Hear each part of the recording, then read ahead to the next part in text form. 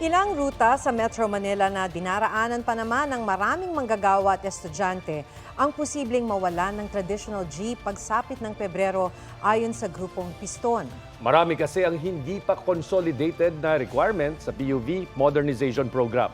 May report si Joseph Morong. Kahit labag sa loob na mag-consolidate, humabol pa rin sa December 31, 2023 deadline si Efren na bumabiyahe sa rutang UP Pantranco. Kaysa naman daw hindi makabiyahe.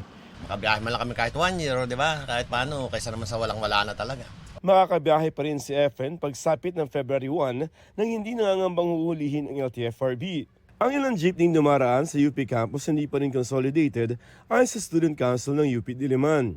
Kaya humingi ng dialogo ang Student Council sa kanilang admin tungkol dito. Mag-expire mga prangkesa ko mga July at saka February. Paano magiging kolorum ako? Masakit, tatanggalan ka ng karapatan mo maghanap buhay, di ba?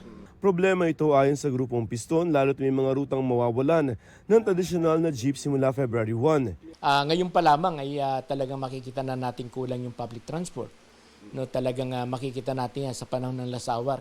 Sa jeepney biyaheng Cubao Divisoria, halimbawa, 165 ang tradisyonal na jeep habang 13 lamang ang modern. Kung saan sasakay yung ating mga commuters, hindi kakayanin ng 13 unit ang dami ng pasahero. Baka wala rin daw masakyan sa rutang Cubao via E. Rodriguez, Espanya na dumaraan sa Quiapo at iba pang pangunahing destinasyon sa Maynila. Apektado rin ang biyaheng Project 3 sa Quezon City. Ang parehong ruta suki pa naman ng maraming empleyado at mga estudyante lalo sa University Belt. Lahat ng biyahe rito, traditional jeepney, wala ni isa mang modern na minibus. Sa tala mismo ng LTFRB, may lampas 20,000 na mga jeep sa Metro Manila ang hindi pa rin consolidated at ituturing na kolorum sa February 1. Halos kalahati yan ng mga jeepney sa rehiyon. Hinihingi namin ang panig ng LTFRB pero nauna na nitong sinabi na karamihan sa mga pangunahing lansangan ay may mga consolidated ng grupo. At pagkatapos ng Enero, ibibigay sa mga consolidated na grupo ang mga rutang walang nag-consolidate.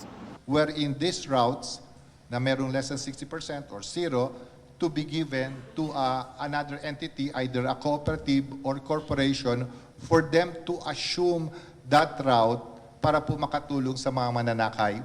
Joseph Morong, nagbabalita para sa GMA Integrated News. Mga kapuso, alamin ang State of the Nation. Mag-subscribe sa GMA Integrated News sa YouTube.